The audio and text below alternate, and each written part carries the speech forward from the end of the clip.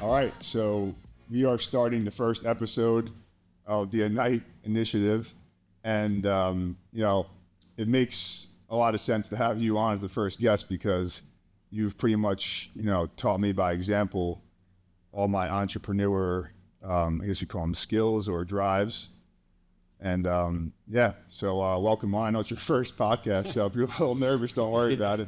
It's my first time hosting, so but yeah, so. Give a little background about yourself, about, how you started and all that stuff.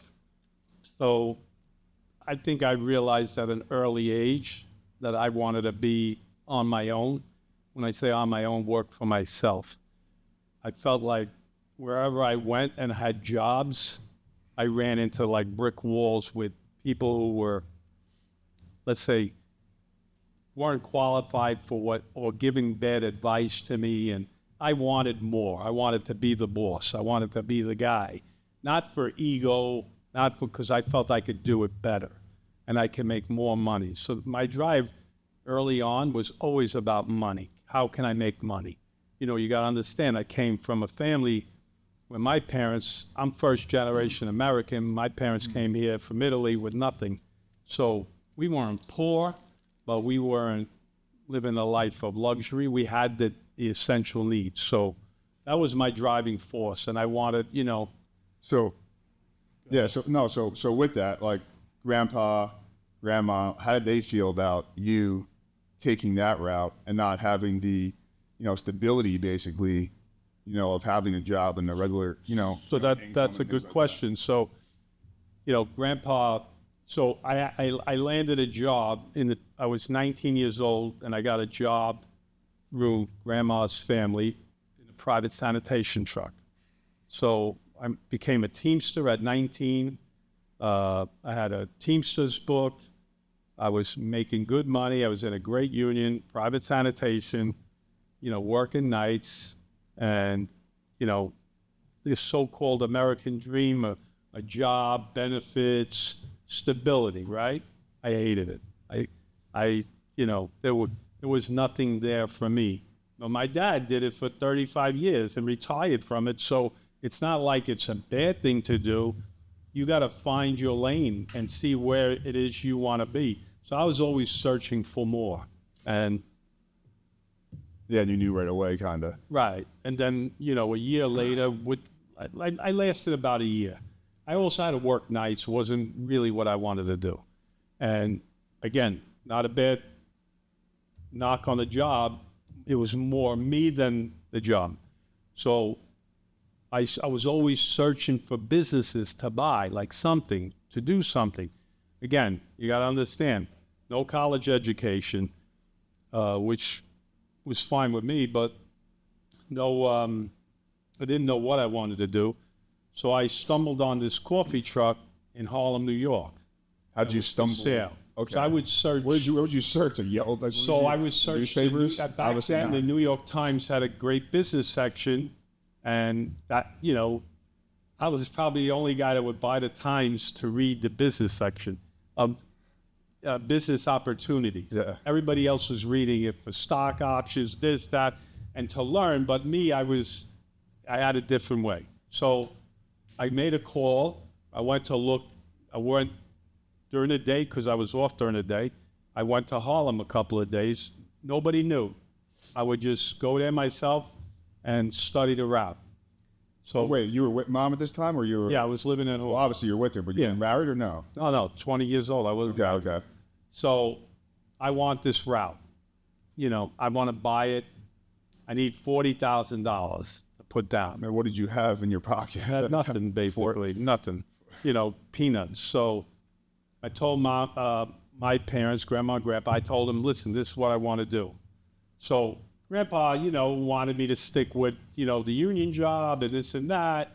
And grandma was like more, she had that spirit. So if I have to give her credit with this, she gave me that little entrepreneurial spirit. So I feel like she always wanted, like, the grandkids at least, to always just like do what they wanted to do. So that kind of makes sense. Yeah, I guess. That's how I remember it most. Listen, be happy and do it. So I ended up borrowing $40,000 from my grandmother and grandfather, and you know, started a shitstorm in the family. And then Was there like a loan agreement or something like that, or like what was it's that a like? handshake. You know, grandma and grandpa backed me up, and within 2 years, I paid back $45,000. So, Nice. but I found my lane. Now, it required me to. I had to leave the house every day, 2:30 in the morning, 5:30 in the morning. I was open for business. I was selling coffee, you know, the traditional stuff that you would sell on a coffee truck. Now, in the beginning, you said that like you didn't want to work nights. You probably thought you can kind of create your own schedule if you were an entrepreneur potentially. Like, were you? No, this was cool you because knew, like that was okay. this was cool because I was, you know, I was on my own, and it was just getting up a little earlier, well, a lot earlier, but Okay. you know, and it, you know, to tell you, like, when I say I get encouraged when I see people like you, I see these guys here, when I see people with the want to be their boss, to have that entrepreneurial skill set, they want to do it, I get excited because I think it's a good thing, but you have to understand what it takes. Yeah, 2:30 in the morning. When it's hot, it's hot. When it's cold, it's cold. Yeah. So I'm in Harlem. I'm on 12th Avenue. I'm on the water. It's freezing, you know. So now I'm like, my wheels are always spinning, and I always want more. So how can I make more money on this coffee truck? Well, the guys, they want beer, so I'm selling beer now. Legally or no? No, there was no. You don't get a mobile beer license. Okay. And Was there a such thing or no? I mean, guys, Could you have did got it, back but it then? didn't. Back then you got away with it. So then I'm like, all right, this is great. Now you know I can sell liquor too. So next thing you know, I got a suitcase. I got liquor bottles in there, the little ones. I was even selling fireworks on my coffee truck. So I took the seat in the front and I made one seat. I started, you know, because I wanted to do more. Like that's, you know, and it was great. I mean, I learned a lot. You know, I found, you know, this is where I needed to be. I wasn't the guy who could sit in the classroom. I was the guy who could work in the street, you know, and it was good for me. You know, I did very well at it, and I eventually had 2 trucks. I adapted, and, you know, I did what I had to do. You know, it was a great experience for me. So what's really big in like today's like business world is like finding your target market and like, you know, getting, you know, shifting your business towards them. Like obviously marketing wise, it wasn't really much of a, you know, it was the coffee truck, right? But like, I'm sure that you knew and you had a crew that you had, right? Like that always came to you guys. Like, how did you like play into a certain like clientele or like, how did that work? Well, again, Who's your buyers? Like who was? so you had factories, you had butchers, you had sewing factories, you had different people, construction workers. You know, okay, I did this factory, it was all Spanish women, right? So how do I, they want coffee, I had to keep milk warm for them. I had to You adjusted to their clients' needs, give them basically. exactly what they want to make them stay with me, you know? Same thing, like, let's say you have a great day, so everything you buy is based off of what you think you're gonna sell in that day. You know, That's probably the hard part of the business. you don't wanna go home with a full truck, Nah. you know, like of sandwiches and stuff like that, because they gotta go in the garbage. So I put a hot dog machine in my truck. I kept hot dogs in a cooler. So if I ever ran out of food, I could make hot dogs. You know, then it became a staple item. And then even to the point where one day I got blitzed, like unforeseen, just a lot of people, and so what I do, I'm like, I'm out of food. I got lunch. I got to serve people something.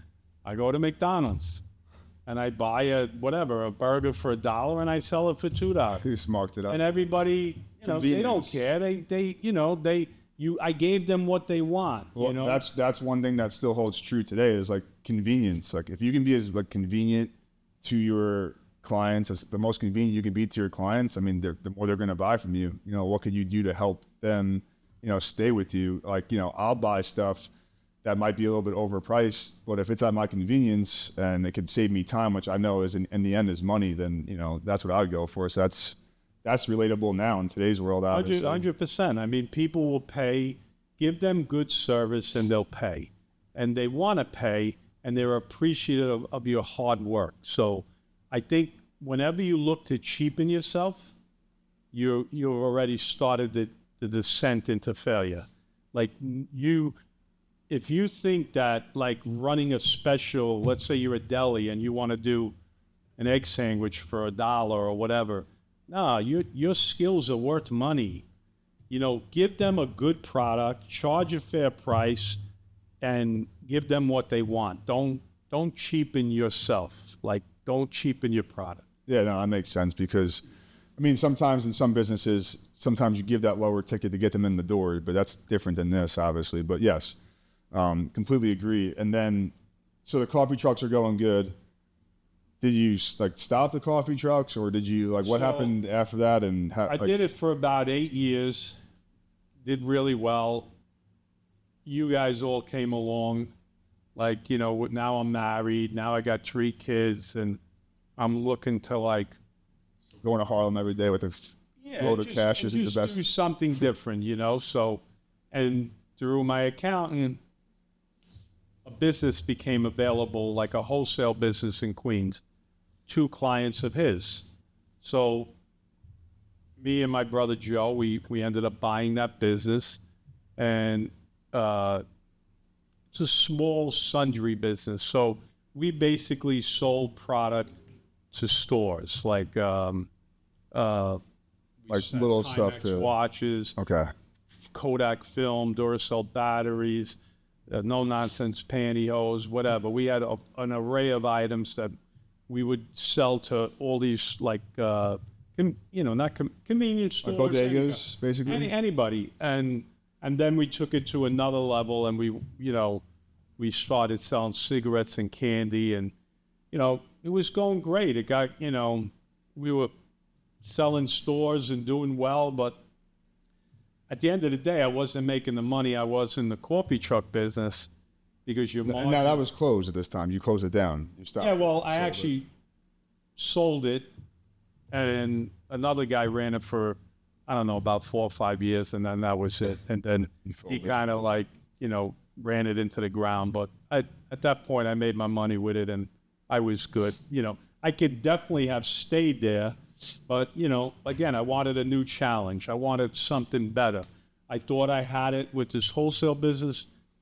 But I didn't, it wasn't there for me. And, one of the bad experiences was, I told you, we got armed robbed. So this is in Queens? Yeah. And, it was scary. I had a gun to my head for an hour, and were they just looking for cash? Just robbing everything, cigarettes, cash, whatever we had, anything of value.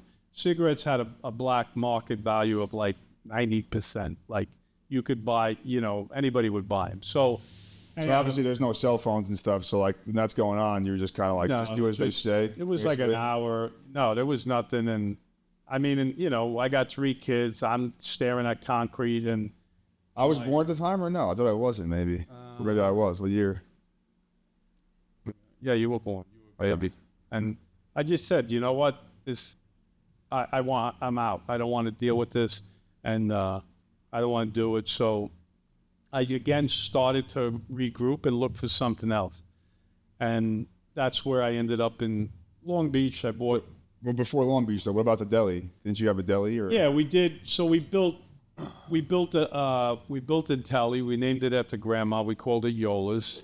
Right next door, we had like Queens is like this little... a little different. So you could have like a little deli amongst the homes.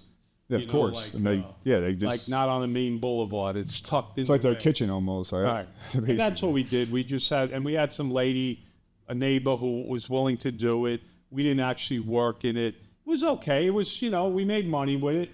And, again, everything's not going to be a home run. Everything's not going to be, a failure, but you take shots. If you have that spirit, you take shots. There will be a little bit of both. And we made money with it. We sold it. That's when I decided, like, pretty much after the robbery, I said, you know what, I gotta do something else.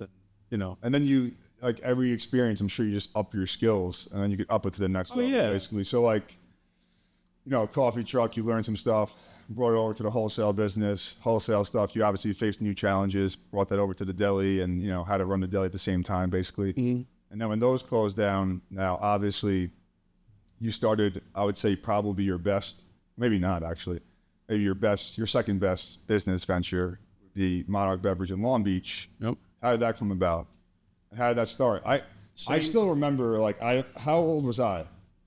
What year is it? 'Cause I swear I remember walking in there with you, but I don't remember a lot. You were young. I'm thinking you were like 4, 5 years old. Yeah, I seriously have that's the one memory I have walking in there with you. I'm pretty sure when you were purchasing it, basically. Maybe. I mean, going it there could have been after. Just to look at it. And I saw this store. I looked at the numbers. It had huge potential. And again, I had people telling me, well, what do you know about the beer business? And I said, nothing. I don't know anything about it, but I know how to run a business. About the retail and I business. know how to, basically. I had confidence in me that I could run. I knew I would put the time in and run a successful store. And that's what I did. And I took a business and I embraced it. I ran with it. I took the ups, the downs. You have to understand too, people think, I want to be a businessman, I want to do this, but they don't want to be, they still want 9 to 5. Yeah, business is not 9 to 5. Business requires you. Unfortunately, it's 24/7. Yeah, and it's just, I don't have to tell you, you're always, so it's not for everybody. You got to want it. You got to love it. And I loved being the boss. Again, not for the ego, because I felt smart.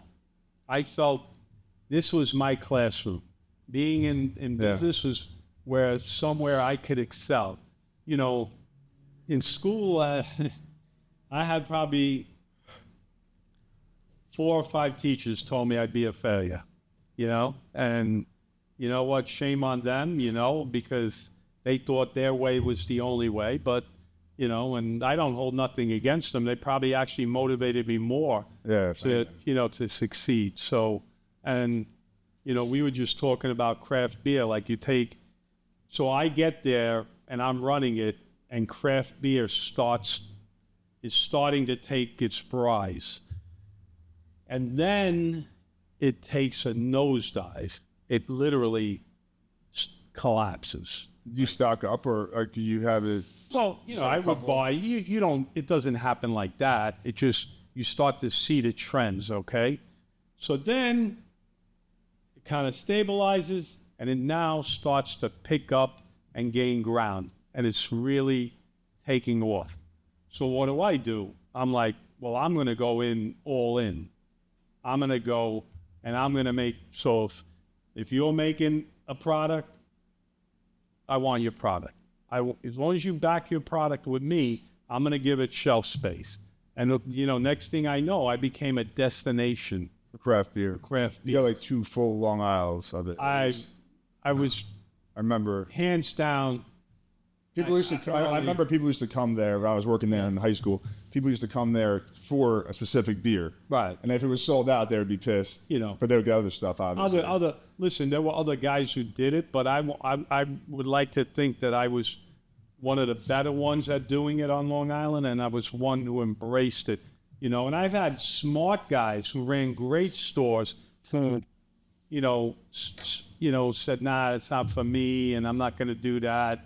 It's a fad. It's going to be a collapse. look at now, like, look at seltzers. I mean, yeah, You know, there's craft beer in like every gas station now. Everything, It's everywhere. the industry evolves. You have to evolve. Same thing with the gym business, same thing with the food business, same thing with any business. You have to evolve. You cannot stay stuck, and say, No, you got to adapt. and you have to be strong when you're in business. It's like, it's always the man in the mirror when you're in business, like your success is your success, but your failure is your failure too.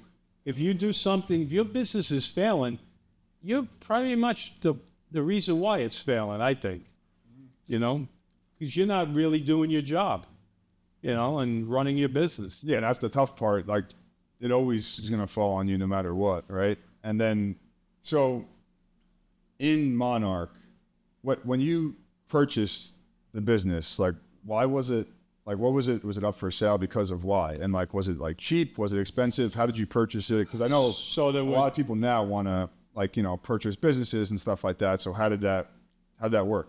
So, again, there were two brother-in-laws, and they were pretty much spent from running the business. And they, in fairness, they weren't good at running a beer distributor. Good guys, but just weren't good at it. And, I hear that all the time. If somebody's selling a business, it's no good. It means it stinks. And it's, that's why they're selling. Total false. There are plenty of good businesses that are for sale that people want to just get out and move on because they gave it, and it's time for them to do less or whatever. Or they gave it, like, if you're not going to give it your all, then it is time to move on. And it needs new blood. But there are a lot of bad businesses too. You have to do your due diligence, and you have to make sure you're willing to put the time in. Yeah, that's for like, anything, right? I mean, you see it everywhere. Like, failure is because you let it happen, like, if you ignore problems within your business, like, and you don't listen to your customer base or don't see it, you're part of it, and that's the reason why you can't say, well, I went out of business because my worker did this or my work. No, but you should have got rid of that work. Yeah, no, at the end of the day, it's always on your shoulders. You have to lead the team. That's the hardest part. Yeah. I think, like, you go in stages as an entrepreneur, right? So the coffee truck, it's not easy, but it's easy in the sense that you're doing it. You rely Just on me in the truck. Yeah, you rely on yourself. You know how to do it. Once you get staff, then it becomes like, how good of a leader are you and a teacher are you to instruct them and be clear on what they have to do, because you need this done in every area, basically. And that's, I think, the hardest challenge for a lot of entrepreneurs. That's when they kind of end up failing, I think, honestly. You're way better at that than I ever was. I was, even when I had the wholesale business. You can ask my brother. I would, if my workers gave me crap, I'd say, "Here's the door, go." No, I mean, I remember. I'd send them home. I remember when I was working at Monarch. Yeah, well, you do, right? When you want to tell them the list I gave you if you wanted to go home. Well, I think that's why thank God I never smoked cigarettes, but I think the reason why is because you used to, everything that you used to give me was on cigarette box. Yeah. You would write down a list before I had to go home. It was be a list forever. Yeah. And then the funny But part you know is, what my goal was, right? So Set up for the next day. that list, before you left, on that list was 30 things I wanted you to do. But I knew you could only do 10, and they were the top 10, and you had to stay in that order. yeah, So I tried to scare you with the list, right? to try to like get me to do more. So I knew those 10 things would get done before you left, and you'd be like, "Dad, I can't get this done." I said, "All right, you did that. Okay, all right, don't worry about it. I'll get the rest done later." And I did. I got it done, but I needed the 10 things done. So while I was doing that, I would see you up in the office, and I would always think, like, I was younger, the office, like, what are you doing up there? But now that's all I do every day. I think you would love what we do with Ignite now, with, tracking data of businesses and digitalizing it so you can really make predictions. Like, that's what we're really good at, is tracking data. And then you're presenting it to, to businesses so like they can make clear decisions. So, I mean, I feel like, you were just on pen and paper, obviously, at that time, but Pencil and paper. pencil and paper. With erasers. Yes. So, like, I feel like now, so let's get to the point where you're selling Monarch now. Because at that point, like, what was going through your mind? And then did you think that I was 100% going to take it? Or, like, how did that, like, what did you want to happen from that? Because I know that, like, I thought I was going to take it, but I ended up obviously. Truthfully, honestly, it'd been, usually people figure out their exit plan and then go execute it over 4 or 5 years. I never did that. So I was very spontaneous. Like everything. That's how I am too. So like I had been contemplating getting out of the business because, and really the problem was for me was myself. You knew how I am. You knew how I was. Everything had to run through my fingertips. I thought nobody could do it as good as I could. And that's a bad thing. That's not a good thing. I was like that more. Yeah. Some of my staff would say that I still am, but I've gotten a lot better at that. No, I feel you like that have. helped me propel my businesses. You have. And then I think you have to develop people, but when you develop them, it takes time and there becomes a lot of disappointment. Like, we talk about the pandemic, right? And curbside delivery, right? I did curbside delivery at Monarch from day one. Yeah. If you walked in my store, we didn't have a parking lot, right? Remember? Yeah, no. So if a mom walked in my store with a couple of kids. Yeah, that was my job, basically. No, but I would sell it. First thing I would do is, here's my business card. Don't get out of the car next time. Stay in the car. Call me, and I'll bring you right to your car. Should you do that? I go, absolutely. Why wouldn't I do it? Again, and that's a convenience factor, too, of a business. Because, I took it as an honor when you walked through my door. Like, number one, I got you now. You're in the door, right? I got to sell you, right? But I got to kill you with service. Because you could go anywhere to buy beer, soda, ice, whatever. Especially in today's world. Yeah. Back then it was a little bit different, but. Yeah, but every year it got tougher and tougher. So, I had to make my customers feel special. So I did what I had to do that. So that's where I started that, and making people feel, same thing with redemption or anything. I just tried to, you got to pay deposit, unfortunately, on product. It's actually a good thing because the streets are clean. So how do I help these people, put it back in the box? I do remember that, yeah. 5 cases. True. Yeah, well, we would take their stuff and bring it to the back and do the whole process for them, basically. So I do remember that. I never even thought about it like that. But again, getting back to it, like when you decided to sell, you retired at 50. 53. So like that's obviously pretty early, especially, was it 10 years ago almost now? Almost. Was that always your goal to retire early? I have a goal to retire super early, but not retire, but always gonna be working. Yeah. So retiring is like a word I never used. I always said semi, if you want to use the word retire. So I had been having discussions with Mom, with Mike, the accountant, and saying, I had gone into real estate from a very early age. You remember, I bought a house, then bought another house, then bought another house, then bought Monarch, so I started getting into real estate. That was just kind of slowly and gradually. It was never my plan to get into real estate to retire, but you did.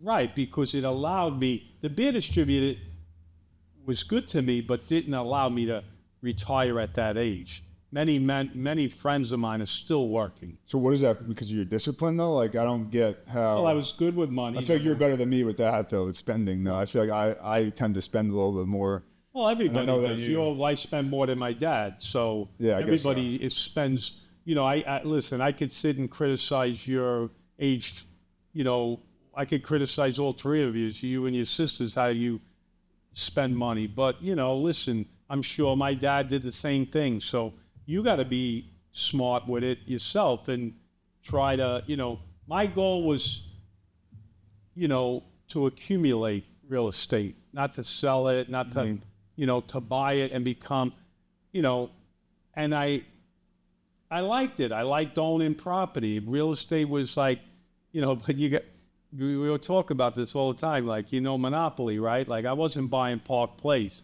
I'm buying Baltic Place. I could see the potential. So I buy it when it's not at its best, and then it's gonna work get there. on it, fix it, do that. I mean, the same with Monarch though. The same with the business. Yes, exactly. The same story. Make it better. So really, another key,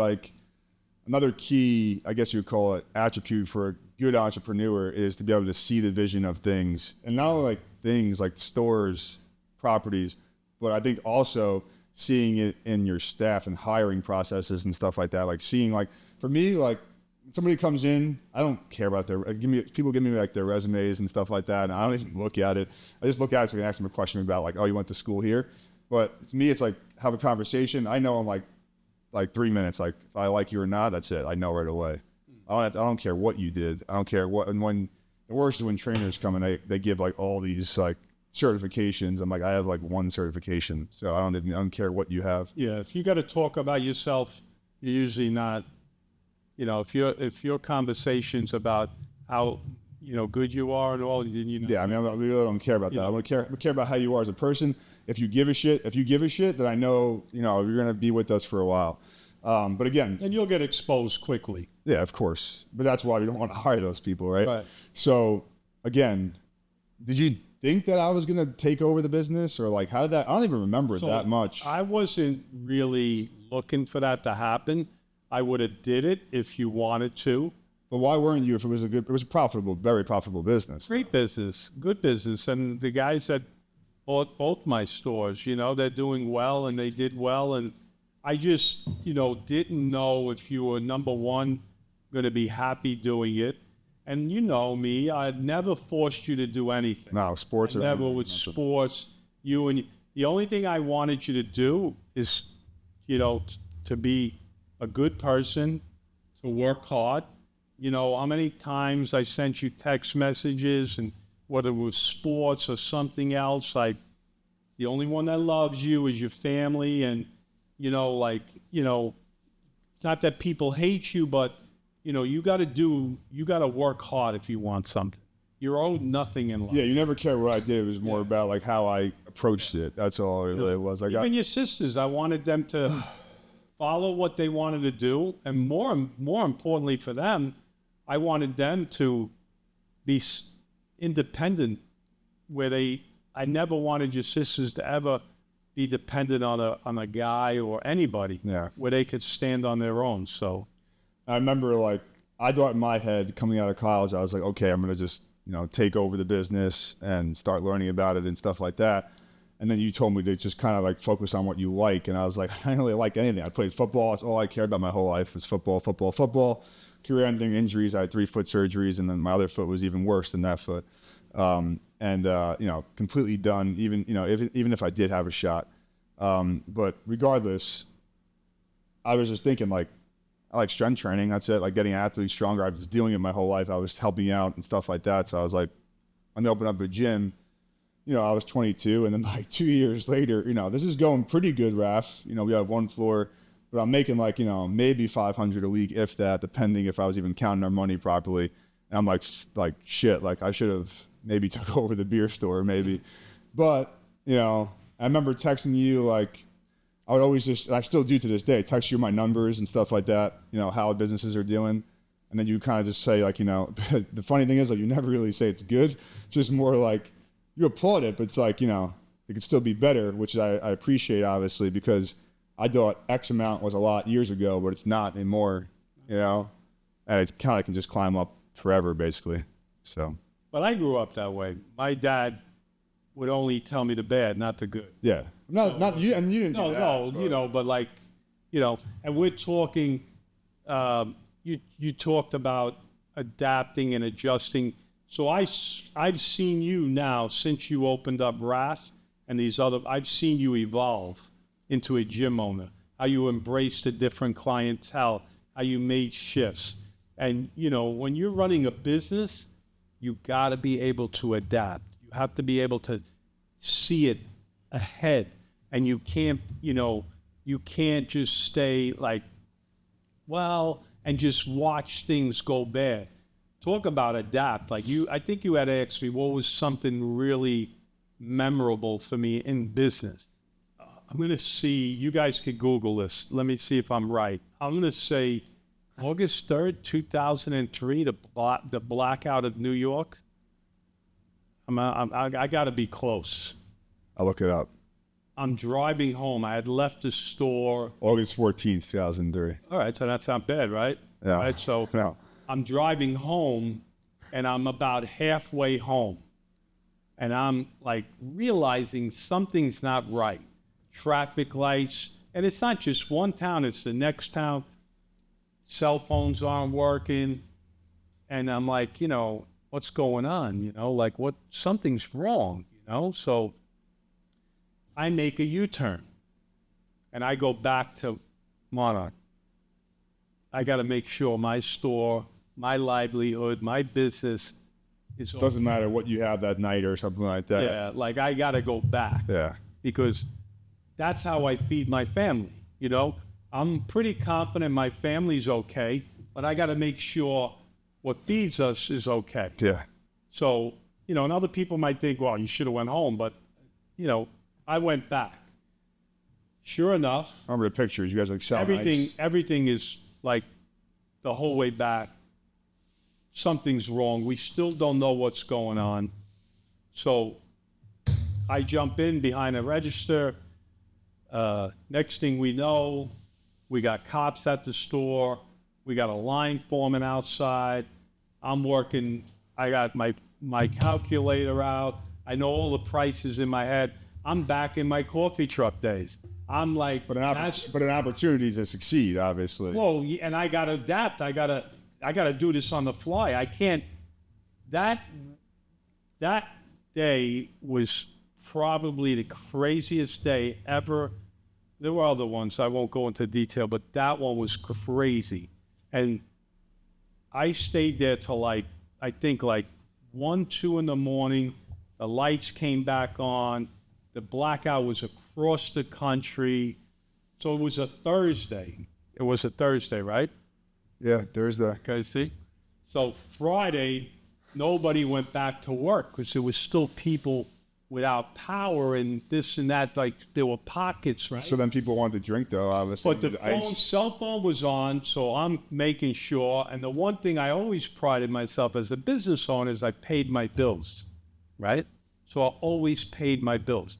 So when I was in business, my thing was pay your workers, pay your bills, pay everything. You're the last to get paid. You do that, you'll do fine. Call up my ice guy, call up this guy, call up that guy. I got trucks coming. Next thing I know, I got an ice truck filled with ice parked outside. You were selling it out of the truck, I remember. Outside the truck. Monarch Beverage never shut down, never ran out of ice, never ran out of anything.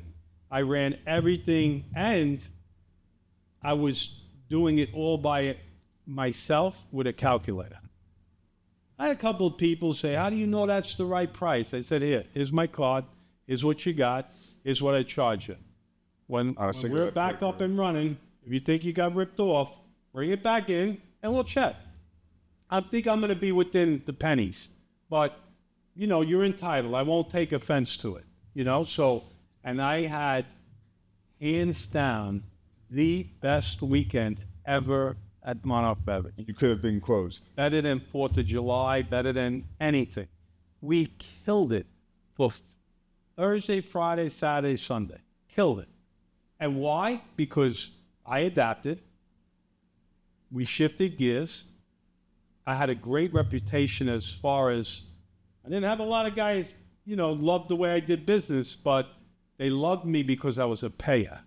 So they knew they could bring their trucks to my place and get paid. Exactly. So and that's what they get. They got paid. That's funny. It kind of reminds me of like Curbside during the pandemic too. Like we were thinking about closing. I'm like, no fucking way we're closing. Like, Yeah. Because like we just started too.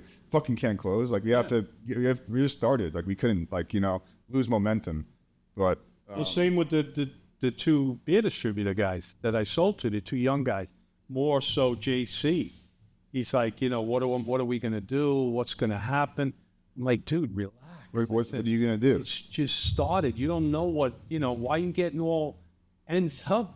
It was the best thing that ever happened to the liquor industry. The pandemic was too. The beer industry. I mean, crushed it. Crushed it. So They crushed it. people that took advantage of the pandemic, and they succeeded and stayed through it, they're like crushing it. But all right. So you've been through all of this, obviously a ton of experience. What advice would you give to a young entrepreneur today? Like, what would you give to them, and tell them if somebody wanted your advice, basically?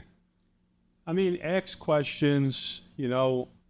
Seek advice from people that you trust, that you think ran successful businesses. Do your homework. Go out there. If depending like what type of business you think you want to go in. If you want to go into the restaurant business, I don't say don't go into the restaurant business. Be prepared. Just go, and then literally, give up your life for 3 months, and because restaurant businesses are the hardest businesses in the world, I think. I think so too. So That's a good point. Give up your life. Like even when I started Next 4 last year, I was like a couple months into like getting all this stuff ready. I'm like, here I am again. Like, why am I doing this? So I just kind of breaking my back, and I forgot how hard it was for a second.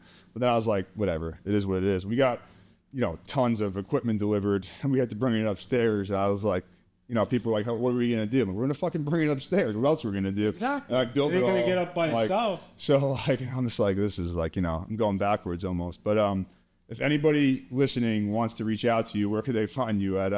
At Nono_Bocce Mike? Yeah, DM me. What is it? Yeah. At Nono_Bocce_Mike? Yeah, okay. like that. Okay. So that's the best way. Or email you at mlisibeer@gmail.com. Yeah. Okay.